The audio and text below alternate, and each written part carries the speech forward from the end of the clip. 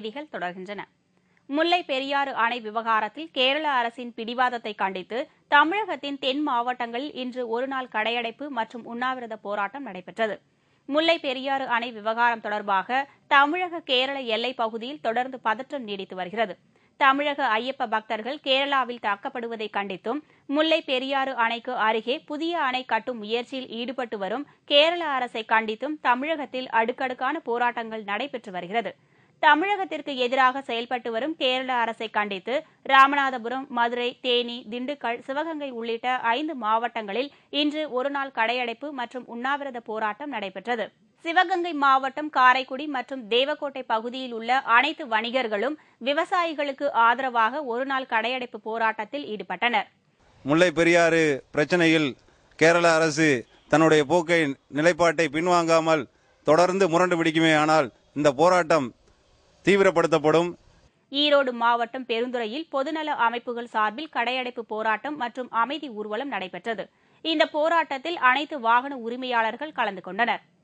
முல்லை பெரியாறு அணை பிரச்சினையை தீர்க்க நடவடிக்கை எடுக்காத மத்திய அரசை கண்டித்து அந்தியூரில் கடையடைப்பு போராட்டம் நடைபெற்றது. மேலும் சுற்றுலா வாகனங்கள் மற்றும் ஆட்டோக்கள் இயங்காததால் மக்களின் இயல்பு வாழ்க்கை பாதிக்கப்பட்டது. ஆமணி உரிமையாளர், டூரிஸ்ட் வேன், மற்ற வணிக வளாகம் அனைத்து உரிமையாளரும் தொழிலாளர்களும் சேர்ந்து இந்த ஒருநாள் வேலை நிறுத்தத்தை நாங்கள் கடைபிடிக்கிறோம். சென்னையை அடுத்த பொன்னேரியில் முல்லை பெரியாறு அணையில் தமிழக உரிமையை மீட்க வலியுறுத்தியும் கேரளாவில் தமிழர்கள் மீது நடத்தப்படும் தாக்குதலுக்கு கண்டனம் தெரிவித்தும் புரட்சிகர இளைஞர் முன்னணி சார்பில் உம்மன் சாண்டியின் உருவ பொம்மையை எரித்து ஆர்ப்பாட்டம் நடத்தப்பட்டது.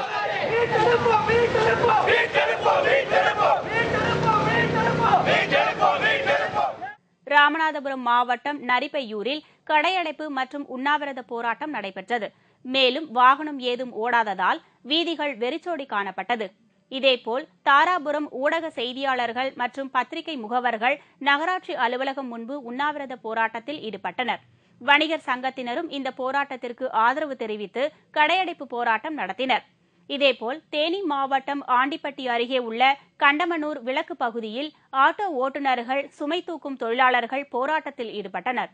அப்போது கேரள முதலமைச்சர் உம்மன் சாண்டியின் உருவ பொம்மையை எரித்து கண்டன கோஷங்கள் எழுப்பினர். கொடைக்கானலில் அனைத்து ஹோட்டல்கள், விடுதிகள் மற்றும் கடைகள் இன்று மூடப்பட்டிருந்ததால் சுற்றுலா பயணிகள் செய்வதறியாது பரிதவித்தனர். இதேபோல் தமிழகத்தின் பல மாவட்டங்களிலும் கேரள அரசை கண்டித்து போராட்டங்கள் நடைபெற்றன.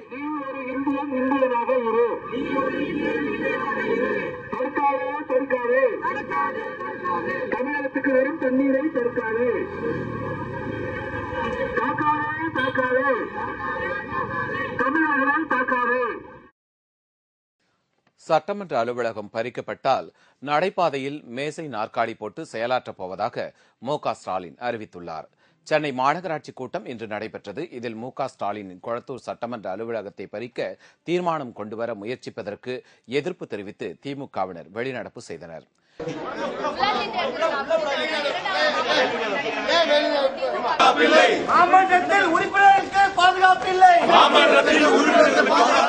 கடந்த ஆட்சியில் சென்னை அடையாறு சாலையை அகலப்படுத்தியதில் முறைகேடு நடந்துள்ளதாகவும் அதை விசாரணை செய்வது என்றும் கூட்டத்தில் தீர்மானம் நிறைவேற்றப்பட்டது.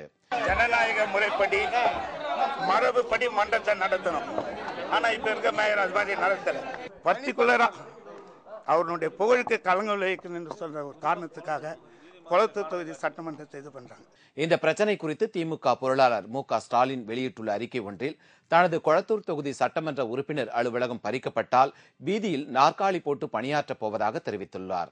இதேபோல திருச்சி மாநகராட்சி கூட்டம் மேயர் திருமதி ஜெயா தலைமையில் நடைபெற்றது.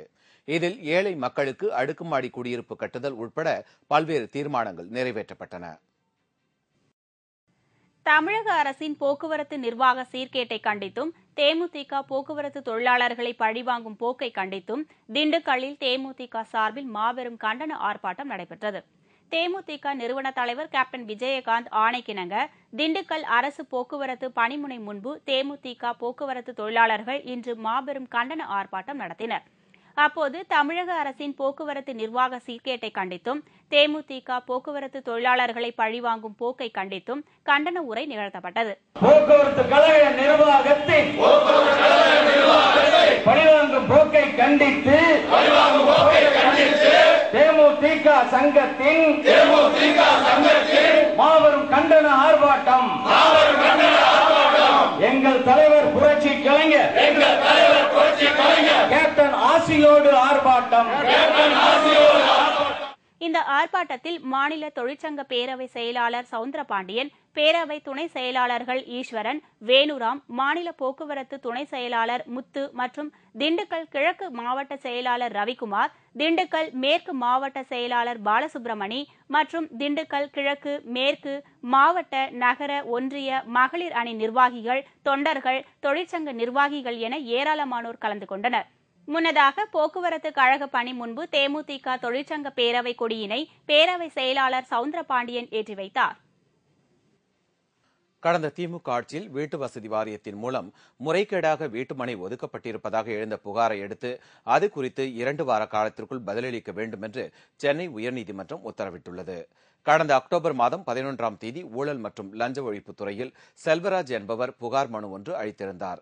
அதில் கடந்த திமுக ஆட்சியின் போது வீட்டு வசதி வாரியத்தின் மூலம் தனி நபர்களான மு.க. அழகிரியின் மகன் துரை தயாநிதி, முன்னாள் IAS ஜாபர் சேட்டின் மனைவி பர்வீன், சுமதி ரவிச்சந்திரன், இல கணேசன், காங்கிரஸ் கட்சியின் முன்னாள் MLA யசோதா, திமுக தலைவர் கருணாநிதியின் உதவியாளர் வெங்கட்ராமன் ஆகிய 7 பேருக்கு முறையான ஆவணமின்றி சமூக சேவகர்களுக்கான பிரிவின் கீழ் வீடு மற்றும் வீட்டு மனைகள் வழங்கப்பட்டுள்ளதாக தெரிவித்திருந்தார்.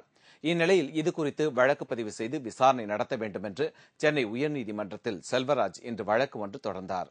அந்த மனுவை விசாரித்த நீதிபதி பால் வசந்தகுமார் இதுகுறித்து 2 வார காலத்திற்குள் பதிலளிக்க வேண்டும் என்று ஊழல் மற்றும் லஞ்ச ஒழிப்புத்துறைக்கு உத்தரவிட்டுள்ளார்.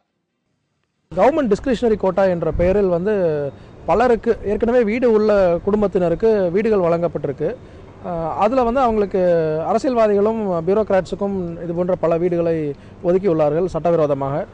இந்த ஊழல் முறைகேடு குறித்து ஊழல் ஒழிப்பு இயக்கத்தை சார்ந்த செல்வராஜ் என்பவர் விஜிலன்ஸில் கம்ப்ளைண்ட் பண்ணியிருந்தார். அந்த கம்ப்ளைண்ட்டு 2 மாதங்கள் கழித்தும் வழக்கு பதிவு செய்யாததால் விஜிலன்ஸ் அண்ட் ஆன்டி கரப்ஷனை வழக்கு பதிவு செய்யுமாறு கோரி ஒரு ரிட் பெட்டிஷன் தாக்கல் செஞ்சுருந்தாங்க. அந்த வழக்கு இந்த உயர்நீதிமன்றத்தில் விசாரணைக்கு வந்தது. நீதிமன்றம் 2 வார காலத்துக்குள் பதிலளிக்குமாறு அரசுக்கு நோட்டீஸ் அனுப்பியிருக்காங்க.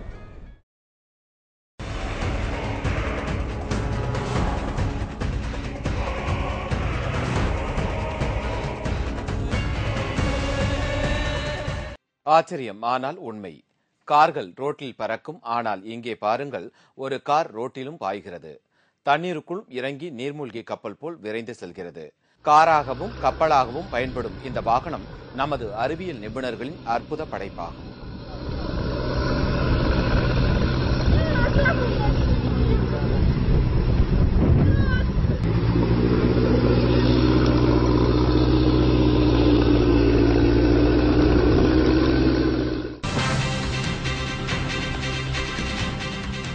அமெரிக்க படைகள் ஈராக்கில் இருந்து வெளியேறியதால் தலை தூக்கும் தீவிரவாதம்.